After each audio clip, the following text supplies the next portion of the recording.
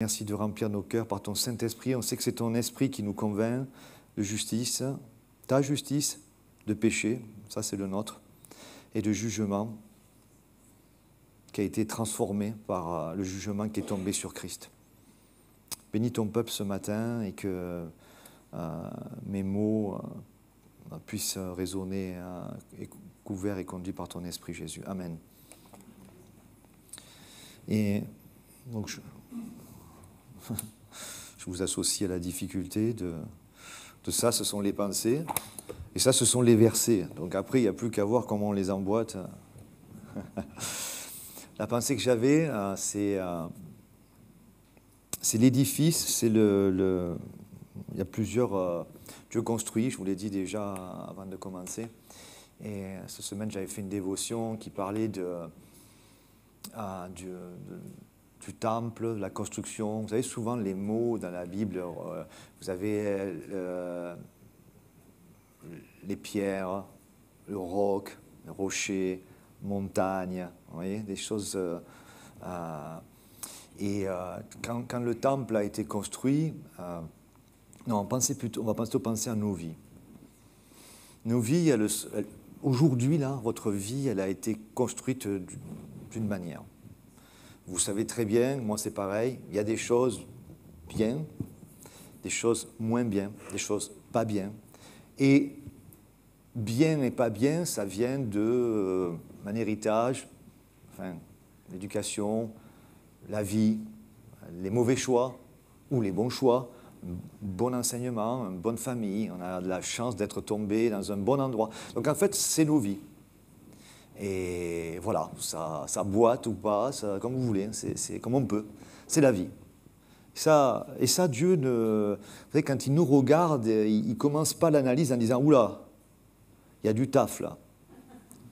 Lui, c'est mieux, il y a moins. » Non, en fait, pour lui, c'est pareil.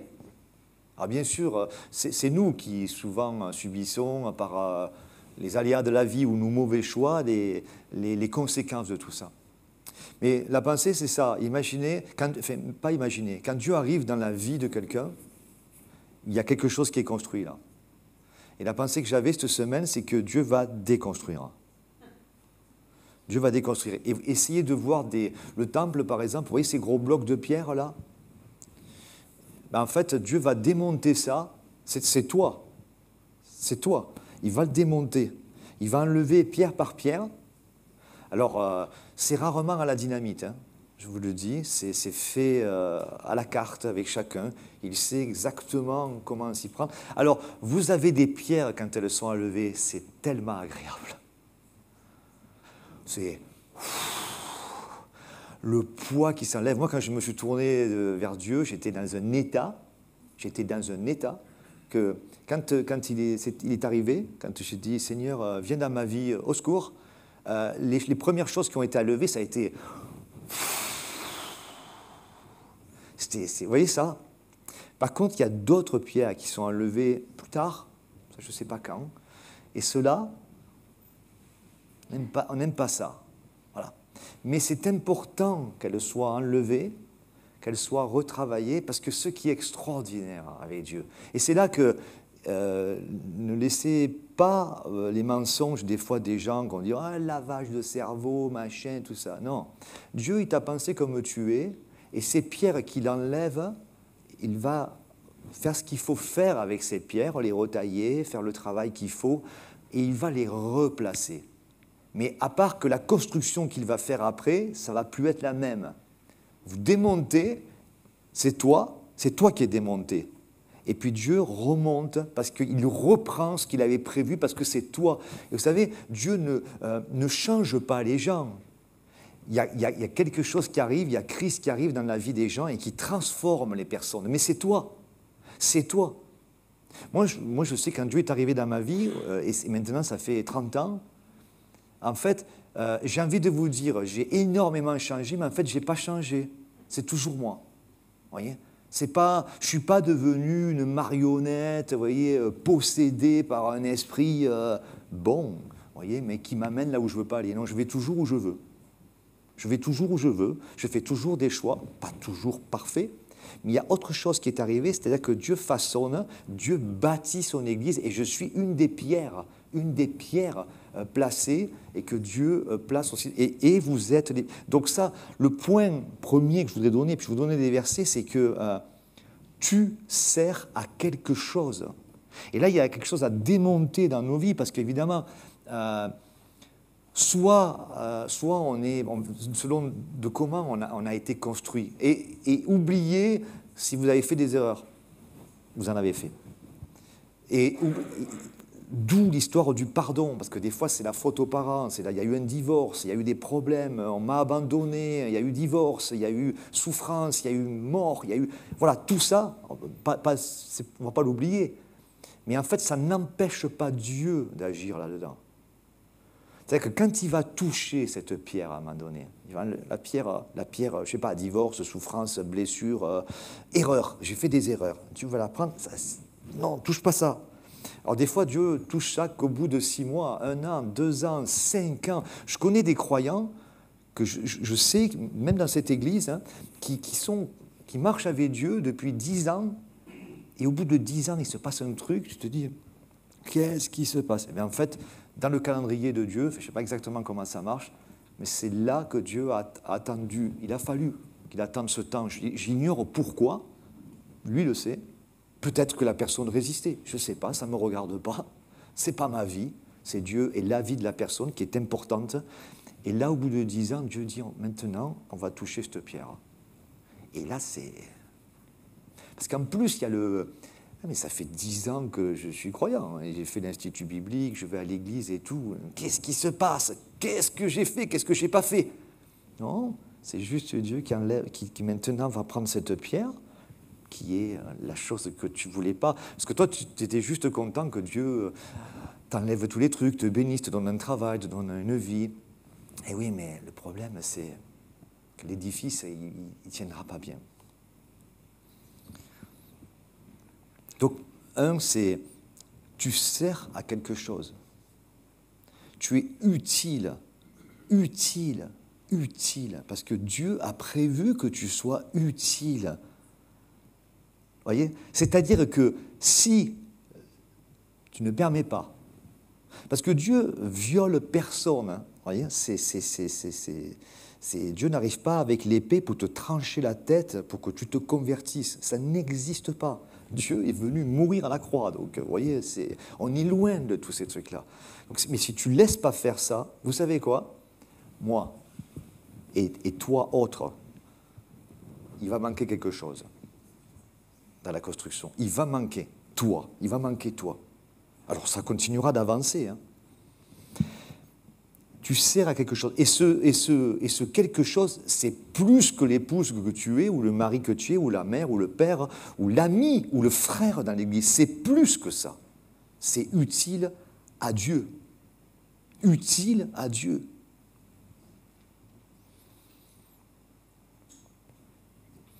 Acte, juste pour parler de les pierres, mais... peut-être pas le temps de tout aborder, mais je continuerai peut-être un peu après sur le temps de questions-réponses. Mais Actes 4, 11 et 12 qui dit « Jésus est la pierre rejetée par vous qui bâtissez ». Alors là, il s'adresse aux Israélites qu'il avait en face, mais « la pierre rejetée par vous qui bâtissez, qui est devenue la principale d'angle ». Donc, ce passage un petit peu toujours... Bon, si vous voyez une construction, il y a des pierres, des piliers, des choses qui sont importantes, des choses importantes dans la construction. Donc, Jésus est la pierre rejetée, et pourtant, elle est devenue la pierre principale. Ça, c'est Acte 4, 11, et vous l'avez plusieurs fois dans la Bible dit un peu de la même manière. Ésaïe 28, 16 qui dit, Ésaïe 28, 16, « C'est pourquoi ainsi parle le Seigneur l'Éternel, voici j'ai mis pour fondement en Sion », donc c'est Jérusalem, hein, c'est autre nom, une pierre éprouvée, une pierre angulaire de prix, solidement posée. Celui qui la prendra pour appui n'aura point hâte de fuir. Donc ce sont des prophéties aussi. Hein. Ésaïe, ce sont des livres prophétiques qui annoncent le Messie, mais qui annoncent aussi la suite, parce que le Messie il est venu, puis l'histoire continue, et puis le christianisme est arrivé. Donc il y a cette histoire de pierre, de fondement rejeté.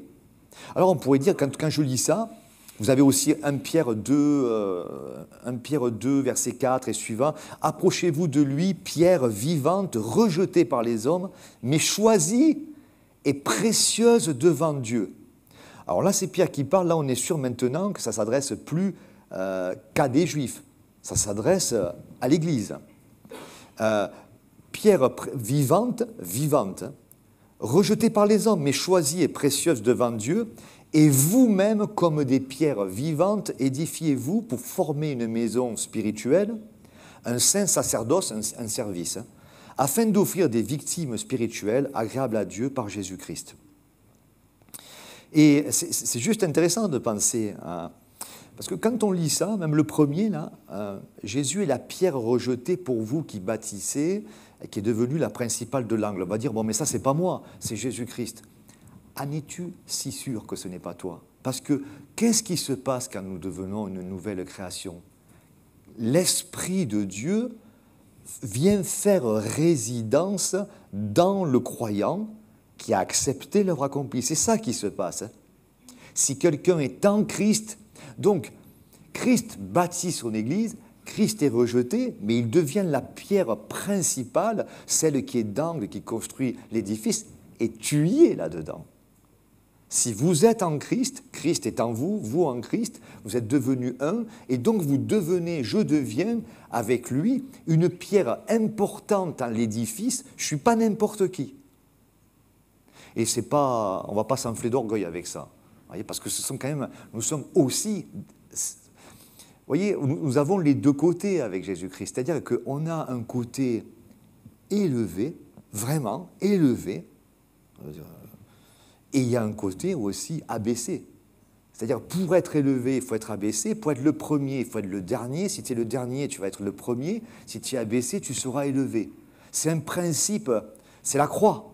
La croix, c'est la chose qui élève le plus, et pourtant, c'est la chose qui humilie le plus.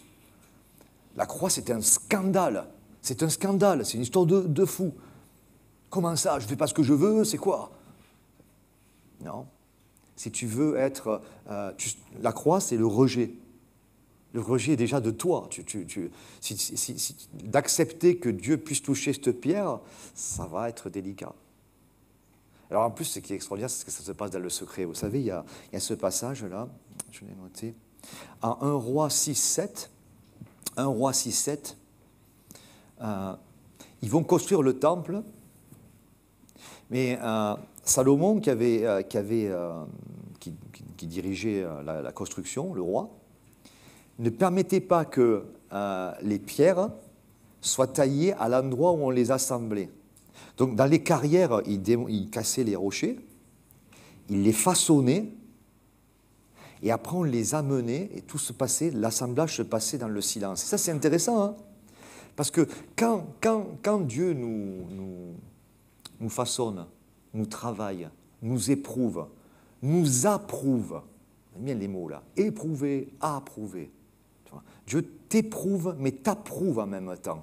Dieu ne nous éprouve jamais pour nous rejeter. Il nous éprouve toujours pour qu'on soit approuvé. Mais ça se passe dans le secret, dans le silence. Personne ne le sait. Personne ne le sait. Toi, tu sens quelque chose, même toi, tu ne sais pas ce qui se passe. Mais Dieu sait. Il travaille et il y va doucement. Vous avez plein d'images. Hein, celui qui fait la poterie, l'argile, le potier. Vous avez plein d'images sur ça qui sont données pour qu'on ait des repères. Pour qu'on ait des repères. Par exemple, ce bâtiment, vous le voyez, il tient. Il y a des fondations, mais vous ne les voyez pas. Sans les fondations, ça ne tient pas. S'il n'y a pas les fondations, ça ne tient pas. Mais nos vies, s'il n'y a pas de fondations, et les fondations, personne ne les voit. Personne ne les voit, Dieu les voit. Mais moi, mes fondations, des fois, c'est la vie. Je suis né là. J'ai été éduqué là, comme ça. J'ai vécu ça, j'ai pris ces décisions, bonnes, mauvaises, et j'en suis là. Et j'en suis là. C'est pour ça que Dieu, à des moments, va aller travailler des choses à l'écart. À l'écart. J'avais donné aussi ça, l'image du désert. Vous savez, le sable, c'est des pierres. mais c'est réduit, minuscule. C'est de la roche, en fait. Et vous savez comment ça arrive, ça? J'avais donné ça, enfin, vous pouvez le lire, hein, ce sont des choses scientifiques, hein, c'est pas... Mais dans le désert, il y a les extrêmes. Vous avez, je ne sais pas, 50 degrés le jour et ça peut passer à moins de 10 la nuit. Vous avez sec, sec, sec, sec, sec, et puis des moments où la pluie tombe, et puis d'un coup, ça redevient très sec. Voilà. C'est nos vies. Hein? Vous ne savez pas pourquoi, à un moment donné, il te tombe un truc, et bon, voilà. Vous voyez, d'un coup, c'est la catastrophe, quoi, tu vois. Tu passes de 15 degrés à 60. Tu vois. Et tu commences à t'habituer à 60, tu dis, et boum, moins 20. Et ça te brise. Et le rocher, bam, il pète. Il pète. C'est comme ça que, quand vous allez à la plage des fois, vous voyez des rochers là qui sont là, moi des fois j'y vais, j'aime bien, c'est un endroit que j'aime bien pour regarder Dieu, j'ai dit, mais comment ça marche l'histoire, voilà. Pourquoi ça s'arrête là? C'est heureusement pour moi, parce que je suis là, il vaut mieux que ça s'arrête, hein, par rapport à l'eau, mais sur ces gros blocs-là, ces trucs-là, énormes, quoi, tu vois, que même si l'eau, les submerge, ils vont rester dessous, tu sais. Mais même ça, même ce rocher-là, il peut être brisé, tu sais. Et des fois, mon cœur, Et la prière, c'est Seigneur. De temps en temps, j'ai des jeunes, ils me demandent, mais comment on prie? Comment on prie? Comment on prie? Parle à Dieu. Si ton cœur, il est... dis-le-lui. Seigneur, mon cœur, il est dur. Alors, tu peux même lui raconter. Peut-être que toi, tu vas faire ta propre psychanalyse et tu vas dire, eh ben oui, avec mon père, ma mère, tout ça. Si tu veux, il n'y a aucun problème. Tu te fais toi-même ta psychanalyse, tu vois, c'est moins cher en plus. Et ça peut se faire rapidement. Mais voilà, et puis là, directement, tu dis à Dieu, Seigneur, je suis dur. Je n'ai pas les mots, mais je suis dur. Je m'arrête là parce que je ne vais pas oser dire brise-moi. Hein. Ça, c'est ton travail. Hein. Mais bon, trop tard, je l'ai pensé. Parce qu'il lit les pensées aussi. Mais vous voyez, on dit, voyez, c'est jamais trop tard. C'est jamais trop tôt. C'est jamais trop dur. C'est jamais trop facile. Il n'y a pas de problème. Il n'y a pas de problème. Le problème, c'est juste qu'on attribue Dieu à cette phrase que tout le monde dit et qui vaut bien ce qu'elle vaut, c'est la vie. Ou Inch'Allah, si vous voulez. Ça peut, voilà. Donc en fait, c'est... Dieu fera ce qu'il veut. Oui, mais de toute façon, c'est sûr, hein, c'est Dieu. Mais en même temps, Dieu, il a des principes qu'on lit dans la parole de Dieu. Il ne veut qu'aucun ne se perde, mais que tous parviennent à la connaissance de la vérité. Et Dieu ne va pas remettre en question son propre caractère, j'ai envie de dire, ses propres lois. Dieu veut te faire du bien, Dieu veut te sauver de toi-même, Dieu veut te guérir, Dieu veut t'équiper, Dieu veut te transformer. Donc il ne fait pas ce qu'il veut, en vérité. Enfin, ce n'est pas comme nous, on le pense. Moi, je me lève le matin, aujourd'hui, je n'ai pas envie. Voilà. Demain, je me lève, je suis au taquet. Heureusement, Dieu n'est pas comme ça. Tu t'imagines? Moi, je me lève ce matin, la Terre, elle commence à basculer, à changer d'orbite, hein, vous voyez? Je veux dire, et demain, il est au taquet, la Terre elle va commencer à tourner plus vite, quoi, tu vois? Non, c'est pas ça. Mais comme nous, on pense comme ça, on se dit, ah, il doit être un peu comme ça. Pas du tout. Pas du tout. Lui, le matin, enfin, si on peut, parce qu'il n'y a pas de matin, là, mais pour nous, oui, Dieu, les compassions, c'est ce que je lis, hein, les compassions de Dieu se renouvellent chaque jour. C'est-à-dire, moi, ça ne me dérange pas d'imaginer Dieu, de faire des anthropomorphismes, vous voyez, de donner une apparence humaine à Dieu dans le sens que je me dis, le matin, je me réveille, Dieu, il est là, dans ma chambre, presque je peux me dire, il est assis, et ça va. Moi, peut-être ça ne va pas, peut-être j'ai passé une mauvaise nuit, peut-être j'ai des mauvaises pensées, j'ai une journée peut-être compliquée, des choses à affronter, vous voyez, j'ai une échéance qui se rapproche d'un truc que je dois vivre, peut-être c'est la maladie, l'argent, je ne sais pas, il faut que j'affronte le patron, je ne sais pas quoi. Il faut que j'affronte mon épouse peut-être, enfin moi ça va, mais vous peut-être.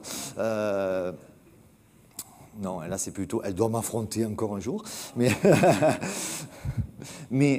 mais pour Dieu, il est prêt. Il est prêt.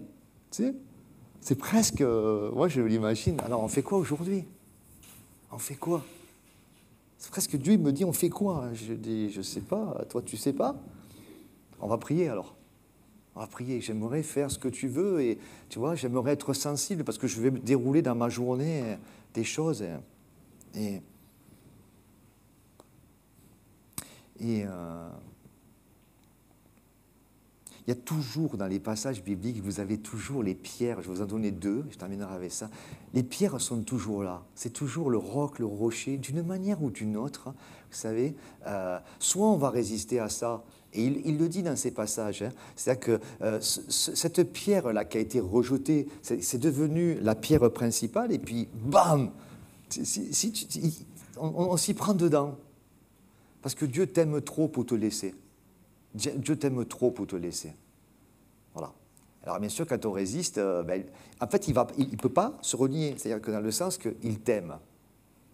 Ceux qui sont parents ou qui voient des petits-enfants, à moins que vous ayez un problème mental, mais n'importe qui voit un enfant au bord de la route qui va traverser, tu vas l'attraper. Tu vois? Imagine l'enfant, tu dis, oh, mais tu vas l'empêcher. Alors que vous, les voitures comme ça, vous imaginez ça? Même si vous ne le connaissez pas, tu sais, s'il a 5 ans là, qui va traverser, il dit, non, je veux traverser. Mais Dieu fait ça avec nous. Alors peut-être l'enfant, il va me détester parce qu'il voulait traverser. Pas inconscient des camions, des voitures, juste il était conscient que personne ne doit lui dire ce qu'il doit faire. Ben, c'est moi, tu sais. À part que moi, je ne vois même pas les camions passer, je ne vois rien, quoi. Tu sais, je sais. Je suis homo sapiens. Je suis celui qui sait qu'il sait. T'imagines le niveau? Je sais que je sais que je sais. On n'a pas trouvé homo sapiens sapiens. Extraordinaire. Et donc les pierres sont toujours là. C'est pour ça que Dieu va pas lâcher. Et vous comprenez pourquoi des fois vous avez mal à l'épaule. Parce que Dieu t'a empêché de traverser. Alors tu as mal à l'épaule, mais c'est mieux. C'est mieux d'avoir l'épaule démontée que ce qui te sera arrivé si tu avais traversé. Parce qu'il t'aime. Et quand tu aimes... pourtant cet enfant, je ne le connais même pas, je ne l'aime pas. Oui, mais c'est un semblable. Tu l'aimes en fait parce que il est comme toi. Tu sais, il est comme toi. Tu t'arrêtes sur un chien, quoi. Tu vois des fois, oh, un petit tout. Tu vois, tu vois ce que je veux dire? Mais qu'est-ce qui a fait ça? D'ailleurs, pourquoi? Je m'en fiche de ce gamin. Pourquoi on pense comme ça? Pourquoi on pense comme ça? D'après vous, qui vous a mis dans votre création, dans votre conception, un truc comme ça? Et pourquoi, après, quand on voit les plus grands, allez, vas-y, traverse, toi. Tu vois, pourquoi? Parce que notre cœur a été changé. Et les 2 points, avec la pierre, j'aime ça. Exode 17, 12, il y a une guerre. Donc on a une époque de guerre, là. La guerre continue tout le temps. Hein. Là. Vous savez, là. Ukraine, ça sera réglé un jour, je ne sais pas comment. Mais là, ça continuera. Ça continuera là. Ça continuera. Et là, personne ne nous fournira de quoi que ce soit. Dieu peut nous fournir quelque chose. Exode 17, 12, les mains de Moïse étaient fatiguées. Ils prirent une pierre qu'ils placèrent sous lui et il s'assit dessus. Aaron et Hur soutenaient ses mains l'un d'un côté, l'autre de l'autre, et ses mains restèrent fermes jusqu'au coucher du soleil. Donc il y a une guerre. En bas, il y a Josué qui combat Amalek, qui est un ennemi Et puis vous avez Moïse. Quand il levait les mains, en fait, ils avaient la victoire. Mais au bout d'un moment, voilà. Ça nous parle de plein de choses, hein. La dépendance à Dieu. Et il y a Aaron et Hur qui viennent, il ne peut plus. Donc en fait, ils lui prennent les mains, et ils lui tiennent les mains élevées, et il s'assoit sur une pierre. Vous voyez, vous avez tout le contexte, vous avez le roc qui est là, sur lequel il peut se reposer. Et vous avez à côté des gens qui sont là, le corps de Christ. Des gens. Et la question c'est, qui est à côté de toi? Qui t'aide à... quand tu ne peux plus dans cette guerre? Parce que c'est tout le temps, hein. C'est tout le temps. Qui te tient les bras? Moi, je n'arrive pas. Hein. Heureusement, j'ai des amis, des frères. Pas des méchants, tout ça, comme on a entendu tout à l'heure. J'ai vous, j'ai le corps de Christ, et je peux m'asseoir, me reposer sur cette... Et là, c'était Aaron et Hur, le frère, et un guerrier, un homme de Dieu. Qui est à côté? Qui est à côté? Et toi, est-ce que des fois, tu tiens, parce que la personne est fatiguée? Et c'est intéressant parce que Amalek, celui qui vient en bas, là, qui vient combattre l'ennemi, Amalek, le terme, c'est qui demeure dans une vallée. C'est le sens de son mot. Donc en fait, nous et eux, leur position s'est élevée. Hein, nous sommes appelés à être dans les lieux célestes en Christ.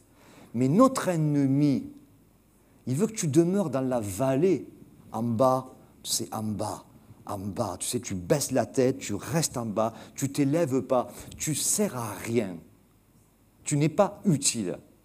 Il veut, et le combat, il est là. Parce que tu as échoué, on le sait. Parce que tu n'es pas né où il fallait, on le sait. Parce que tu n'es pas doué au travail, on le sait. Parce que tu as divorcé, parce que tu as raté l'éducation de tes enfants ou tes parents. On le sait. Donc tu restes dans la vallée, tu la fermes. Et Dieu dit non. Non. Le roc, assieds-toi, repose-toi. Mais la question c'est, est-ce que tu me permets? Amalek ne te demandera pas ton avis, te tiendra la tête en bas pour que tu restes là et que tu t'apitoies sur des réalités qui sont vraiment arrivées. Parce que quand il n'y a rien, voilà, mais quand vous réfléchissez, vous vous dites, ah, mais ça sera toujours comme ça. Ça, c'est Amalek, il veut que tu restes en bas, et Dieu veut t'élever. Et le dernier point, vous savez ce passage où Jésus est sur une place publique, et on l'aime bien. Ça aussi, c'est un combat dans nos têtes, mais là, dans le moment, là, c'est dans Jean 8, on lui amène une femme qui est prise en flagrant délit d'adultère. Vous connaissez l'histoire.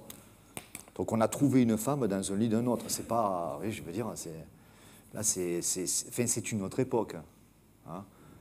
Aujourd'hui, ça n'existe pas. Enfin, ce que je veux dire par là, c'est qu'on ne va pas prendre quelqu'un et l'amener sur la place publique et le montrer à une autorité. Mais là, cette femme, c'est la mort. C'est littéralement, il y a des lois pour ça, des lois officielles. Hein. Ce n'est pas un arrangement. Voilà. Donc, on la prend, il la jette à Jésus. Et alors, nous, hein, c'est ça qu'il faut faire. On doit la...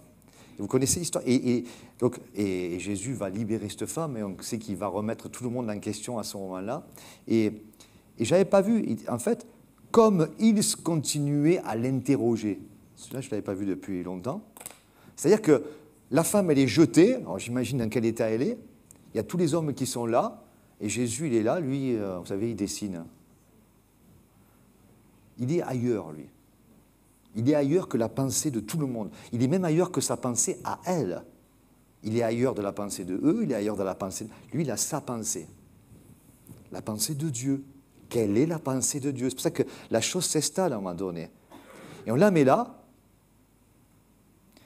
Il continue à l'interroger. Alors, qu'est-ce que tu en penses? Alors, qu'est-ce que tu dis? Qu'est-ce que dit Dieu? Qu'est-ce que dit ça? Tu sais, vous ne l'avez pas ça des fois? Qu'est-ce qui se passe? Comment tu fais? Comment on va faire? Et demain, on fera quoi? Vas-y, réponds. Vas-y, dépêche-toi, réponds. Et on dit, et en plus, Dieu ne répond pas. Dieu ne répond pas. Dieu ne répond pas. Tu sais? Et là, la parole de Dieu. Que celui de vous qui est sans péché jette le premier la pierre. On a encore, tu sais. On a encore. Et là, c'est intéressant parce que vous avez Christ qui est le rocher. Il dit, allez, prenez le pierre, le premier, puis il dessine dans la terre. Vous avez tout là, vous avez le passage de la terre dans laquelle la femme a été jetée, c'est qu'on vient de la boue, tu sais, c'est une loque. Voilà. Parce qu'on va dire, On est moderne aujourd'hui, mais c'est quand même pas beau l'histoire. Hein. C'est pas beau.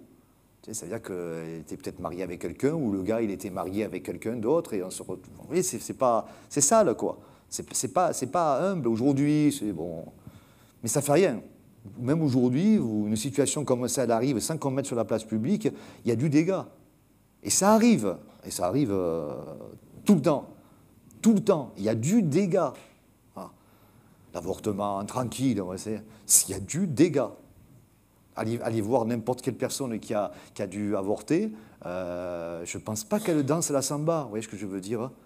Même si ça n'a pas pu être autrement, et que Dieu pardonne quand il y a une repentance sur ça, parce qu'il y a une vie, mais il n'y a aucune femme qui se dit, bon, c'est bon, je recommence quand vous voulez. Vous voyez, il y a du dégât dans les décisions adultères, il y a du dégât. On est mis à Christ, là. Et Christ, il dit, est-ce qu'il y a quelqu'un, et ça c'est extraordinaire, hein, tu sais. Parce que moi, Amalek, il me dit, dans ta vallée pourrie là, adultère, mauvaise décision, la faute à tes parents, dans ta vallée pourrie, tu vas y rester. Et Dieu dit, ok, donc, le premier, là, même dans ta tête, qui veut, prends la pierre, puisque toi, tu as ta propre justice, ou eux, ils ont leur propre justice, tu prends la pierre et tu fais. Et quand tu penses comme ça, tu dis, il y a une autre pensée. Il y a la pensée de mon expérience et l'empirisme, hein, c'est-à-dire, moi, je sais que c'est bien, moi, je sais que c'est pas bien. Eux, ils savent, alors eux, ils pensent que ça, c'est bien. Donc, je vais penser comme eux. Non, ça, c'est pas bien, le système, le machin, ta. Et Amalek, il va dire, continue, c'est bien, ça m'intéresse, ça te garde toujours bien en bas, tout ça. Ça te garde toujours bien en bas. J'attends qu'il y ait le silence. D'où le désert. J'attends que ton cœur, il... Bam, et Dieu a utilisé la mauvaise décision de cette femme. Ce n'est pas lui qui l'a envoyé faire n'importe quoi. Mais dans cette situation, et des fois c'est des situations de nos vies, on est dans un état lamentable, et là, c'est la mort. Et Jésus nous dira, à mes pieds, je suis le roc. Moi, je te dis la même chose. Où sont ceux qui te condamnaient? Parce que moi, je ne te condamne pas. Est-ce que tu entends? Je vais finir avec ça. Est-ce que tu entends? Moi, dit Dieu, je ne te condamne pas. Est-ce que tu entends? Il y a encore du bruit dans ta tête. Moi, je ne te condamne pas. Et je te pose la question, ceux qui te condamnent, où sont-ils? Où sont-ils? Quelle serait leur justice?